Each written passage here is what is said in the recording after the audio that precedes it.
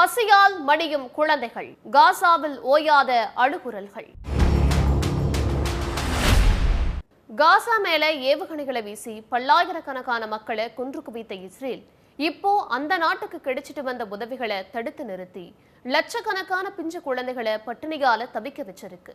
மனித தன்மையை இழந்து பசிய தவிர எதையுமே அறியாத 5 வயசுக்கும் கீழே உள்ள பிஞ்சு குழந்தைகளோட மரணத்துல குளிர்காய்கிறாரு இஸ்ரேல் பிரதமர் நெதன்யாகுன்னு கடும் விமர்சனங்கள் எழ ஆரம்பிச்சிருக்கு. பட்டினியால ஆயிரக்கணக்கான குழந்தைகள் இதுவரை உயிரிழந்து இருக்காங்கன்னும், லட்சக்கணக்கான குழந்தைகள் ஊட்டச்சத்தை இழந்து மரணத்தோட விளிம்புல இருக்காங்கன்னும் காசால இருந்து அதிகாரப்பூர்வ தகவல் வெளியாகி இருக்கு. காசாவுக்கு உதவிகள் செய்ய தயார், ஆனா அங்க நடக்கிற விஷயங்கள் அதுக்கு எதிராக இருக்குன்னு சில நாடுகள் வெளிப்படையா கருத்துக்களை முன்வைக்கிறதையும் பார்க்க முடியுது. உதவிகளை தடுத்து நிறுத்தும் இஸ்ரேல், பட்டினியால் காசா முழுவதும் ஒலிக்கும் குழந்தைகளின் அழுகுரல், காசாவில் என்ன நடக்கிறது, இதையெல்லாம் தான் ஸ்பாட்லைட்ல பார்க்க போறோம். காசா மேல தொடர்ந்து ஏவுகணை தாக்குதல் நடத்தி வரும் இஸ்ரேல் கடந்த 2 மாதமா அந்த மக்களுக்கு வந்து கொண்டிருந்த உணவு உள்ளிட்ட அத்தியாவசிய பொருட்கள் எல்லாமே ராணுவ வீரர்களை கொண்டு எல்லையிலேயே தீவிரமா தடுத்து நிறுத்தி வராங்க. ஏற்கனவே ஏவுகணை தாக்குதலால உருக்குலைந்து இருக்கிற காசா இஸ்ரேலோட இது மாதிரியான நடவடிக்கையால உணவு உள்ளிட்ட அத்தியாவசிய பொருட்கள் உதவி கிடைக்காம ரொம்பவே சிரமப்பட்டு வராங்க. காசா வெளியிட்டிருக்கும் அறிக்கையின்படி உணவு உள்ளிட்ட அத்தியாவசிய பொருட்கள் கிடைக்காம பட்டினியால 5 வயதுக்கு குறைவான 3500க்கும் மேற்பட்ட பிஞ்சு குழந்தைகள் உடனடி மரணத்தை அடைஞ்சிருக்கிறதா சொல்லியிருக்காங்க. ஊட்டச்சத்து குறைபாடு கொண்ட குழந்தைகள்ல 70,000 பேர் மருத்துவமனையில அனுமதிக்கப்பட்டிருக்காங்க. 11 லட்சம் குழந்தைகளுக்கு தினசரி கிடைக்க வேண்டிய குறைந்தபட்ச ஊட்டச்சத்து கூட கிடைக்கிறது இல்லைன்னும், பட்டினியால 2,90,000 குழந்தைகள் மரணத்தோட விளிம்புல இருக்காங்கன்னும் தெரிவிக்கப்பட்டிருக்கு. காசாவில் 80% மக்கள் உதவி பொருட்களை நம்பி மட்டுமே இருக்காங்க. உதவி பொருட்கள் கிடைக்க விடாம மக்கள் மீது பட்டினி போர் இஸ்ரேல் நடத்துறதா குற்றச்சாட்டுகள் எழுந்திருக்கு. இந்த போர்னால காசால இதுவரை மொத்தம் 52,000க்கும் அதிகமானவர்கள் உயிரிழந்து இருக்காங்க.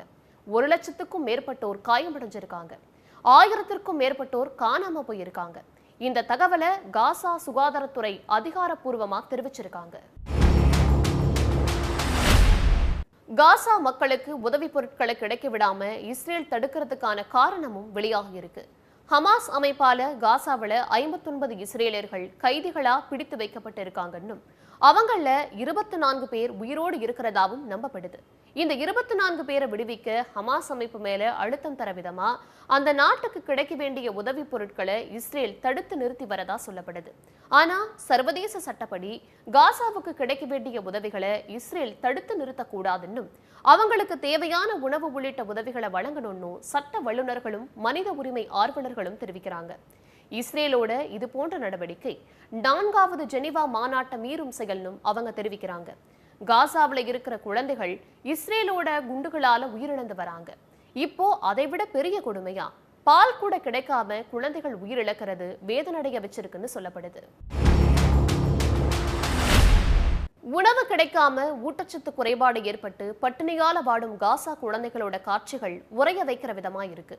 தங்களோட உயிரை காப்பாற்றுவதே போராட்டமா இருக்கும் காசால பட்டினி மிகப்பெரிய பிரச்சனையா விஸ்வரூபம் எடுத்திருக்கு. இந்த விஷயத்துல வேடிக்கை பார்க்காம உலக நாடுகள் உடனடியா தலையிட்டு தீர்வு காணணும்னு மனித உரிமை ஆர்வலர்கள் கோரிக்கை எழுப்பியிருக்காங்க.